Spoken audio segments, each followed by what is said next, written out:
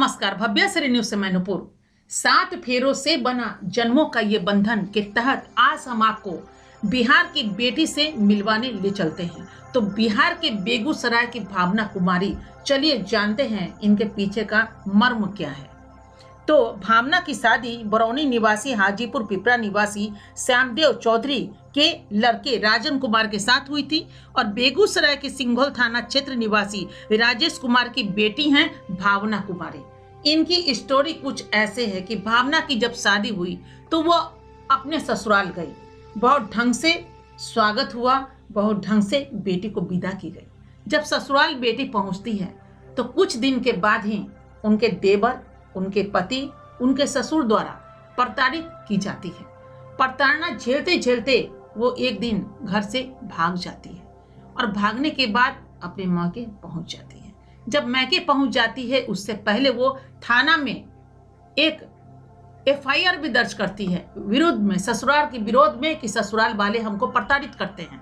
और उसके बाद जब मायका पहुंच जाती है तो ससुराल के पक्ष वाले लोग आते हैं, मनाते हैं और मना करके पुनः अपनी बहू को अपने घर ले जाते हैं। अब आप जानना चाहेंगे कि बहू कैसी है जो घर से भाग गई, तो आइए हम आपको बताते हैं भावना का मर्म। भावना को वो मर्म है जहां भारतीय संस्कृति की धज्जी उड़ाते हुए आप देखेंगे। यानी वो ससुर जो हवस का शिकार होते हुए एक बहू से कह रहा है अवैध संबंध बनाने के लिए, वहीं उसका देवर भी यही बात रट रहा है।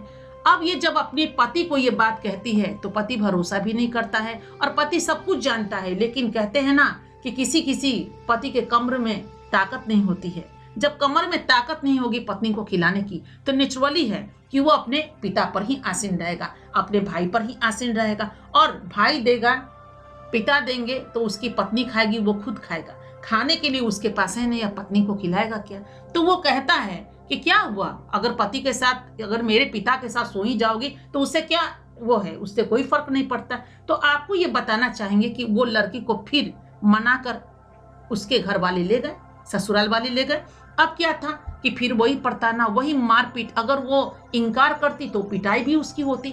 अब एक बार क्या हुआ, उसके मोबाइल में एक व्हाट्सएप के जरिए एक मैसेज आता है जो उसके देवर ने गंदी गंदी बातें, गंदी मैसेज उसके मोबाइल पे डाला। और नंबर से तो पता चल जाता है कि नंबर किसका है। पत्नी ने अपने पति से कहा कि देवर ने इस तरह भेजा है। पति उल्टा ही उस पे कहने लगा कि ये तो तुम्हारे चरित्र को देखने के लिए ये ट्राई था।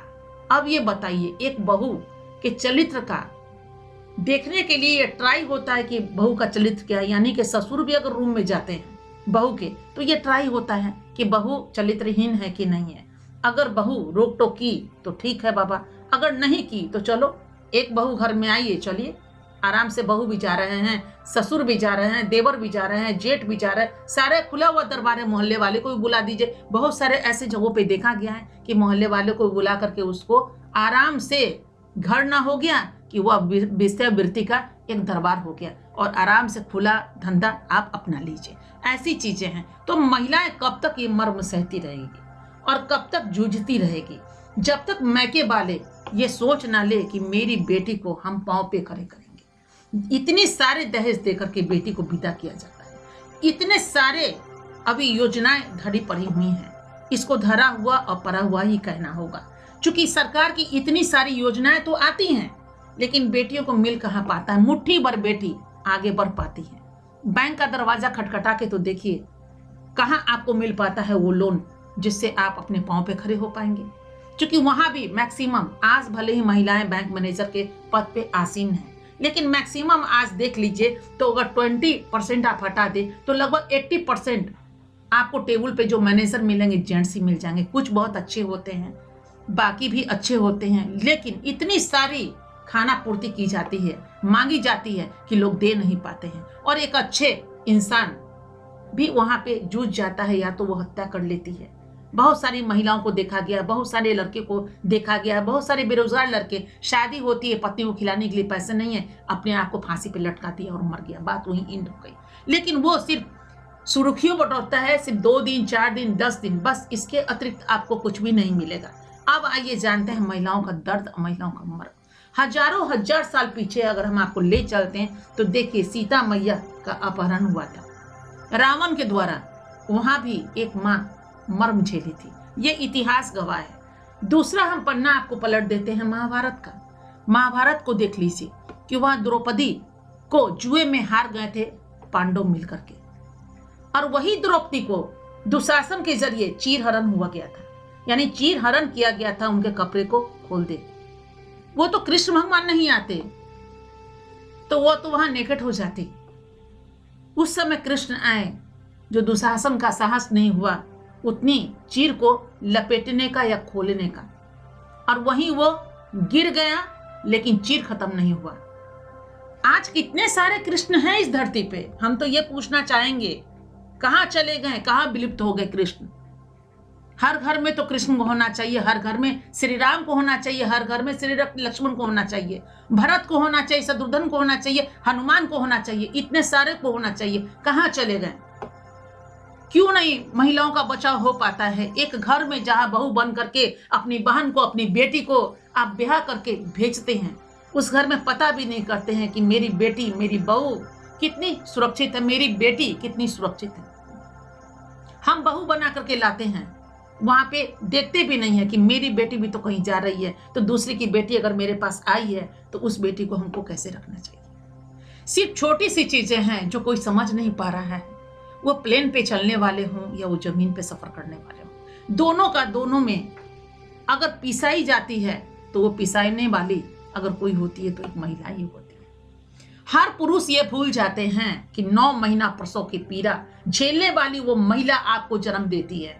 एक पुरुष तभी जन्म लेता है जब वो महिला प्रसव की पीड़ा झेलती है, और झेलने के बाद आप जन्म लेते हो। और आप क्या करते हो महिलाओं के साथ, जरा ये सोच कर देखिए, वही चीरहरण, लोगों को ढकेल देना, महिलाओं को प्रताड़ना करना, मारना, पीटना, ये जानते हुए भी कि आप जिम जाते हो, आप में उतनी ताकत होती है। पुरुषों में भले वो जिम जाए ना जाए, जिम तो महिलाएं भी जाती है, चलिए जिम की बात हटा भी दे तो एक महिला पुरुष की बात लेते हैं तो शारीरिक रूप से सक्षम होते हैं मारपीट करने में, हर चीज करने में, लेकिन महिला उतनी सक्षम नहीं होती है, कोमल होती है। आप पकड़ लेते हो और उसके साथ अभद्र व्यवहार करते हो। उसके बाद ये कहते हो कि दरवाजे से बाहर ये बातें नहीं जानी चाहिए, अगर जाती है तो मिट्टी का तेल, पेट्रोल छिड़क देते हैं और वहीं पे उसको तीसरी खत्म कर देते हैं। पैसा के बल पे आप बहुत कुछ करके छुपा लेते हैं। आज मोबाइल का जमाना है तो वायरल हो जाता है न्यूज, और उसके बाद दस्तक दे देती है पुलिस, जाकर करे तो करे क्या, तो दस्तक देकर के लोग पकड़े जाते हैं। लेकिन कितने लोग पहले से लेकर के आज तक, ऐसा नहीं है कि आज बहुत ज्यादा हो गया है और पहले कम था, नहीं, पहले छुपा हुआ था, पहले दिखाई नहीं पड़ती थी, और आज हर हाथों में मोबाइल है तो आज दिखाई पड़ जाता है। तो कब तक महिला जूझती रहेगी, जीती रहेगी और ये मर्म पीती रहेगी? तो क्या हमारे समाज को आगे नहीं बढ़ना चाहिए, कदम बढ़ाना चाहिए? और सबसे पहले बेटियों को उनका हक दीजिए। आज सरकार जब अब हो चुका है, कुछ महीने पहले भी था, आज भी था, संपत्ति में बराबर का बंटवारा, तो बराबर का बंटवारा अगर आप करते हैं तो बेटियों के नाम पर क्यों नहीं देते हैं कि बेटी कुछ कर सके? क्यों दे देते हैं ससुराल वालों को पूरी की पूरी संपत्ति उठाकर, और बेटी जाकर के वहां मेरी बन जाती है? और अगर पति अच्छे मिले तो सोने पे सुहागा कि चलिए आदमी गंगा नहा लेता है। लेकिन वहीं दूसरी तरफ हम सभी बहुओं को ऐसा नहीं कहते हैं कि सभी बहुओं के साथ ऐसी होती है या सभी बेटियों के साथ ऐसा होता है, बिल्कुल नहीं। लेकिन जितने लोगों के साथ होता है हम उतनी की बात करते। बहुत सारे पुरुष ऐसे होते हैं, राजा राम मोहन राय की तरह, हम उनके लिए बात तो नहीं कर रहे हैं। श्री राम की तरह है, हनुमान की तरह है, कृष्णा की तरह, हम उनकी बात नहीं कर रहे हैं। हम बात कर रहे हैं उनका जो दुर्योधन की तरह है, दुशासन की तरह है, रावण की तरह है। तो कितने सारे रावण आज विचर रहे हैं और महिलाएं सुरक्षित नहीं है। घर घर की बात कीजिए, कहाँ है उनकी खुशियां? क्यों विलुप्त होती जा रही है? क्यों नहीं महिलाओं को आप खुशी देते हैं जो महिला आपको जन्म देती है? बस इतना ही तो कहना है मुझे आपसे। और उसके बाद वो महिला जाए तो जाए कहाँ? अगर उसके पास बंटवारे की संपत्ति होगी तो वो आपकी तरह ही इमारत खड़ी कर देगी। महिला क्या कुछ नहीं कर सकती? आज हर कोई चीज कर सकती है अगर आप साथ दे तो। उन पुरुषों से हमारा निवेदन है कि वो जो राजा राम मोहन राय की तरह हैं, हनुमान की तरह हैं, राम की तरह हैं, कृष्णा की तरह हैं, आगे क्यों नहीं आते हैं? आप ही क्यों नहीं अवतार बन जाते हैं? और अवतार बन करके आइए और महिलाओं को संभालिए, और महिलाओं को अपनी बहन समझ के, अपनी बेटी समझ करके, अपनी एक मित्र समझ के, सखा समझ कर उसको आगे बढ़ा नहीं सकते, उनको आगे बढ़ाइए। यही उम्मीद मैं करती हूँ पूरे भारतवर्ष से और पूरे वर्ल्ड के लोगों से।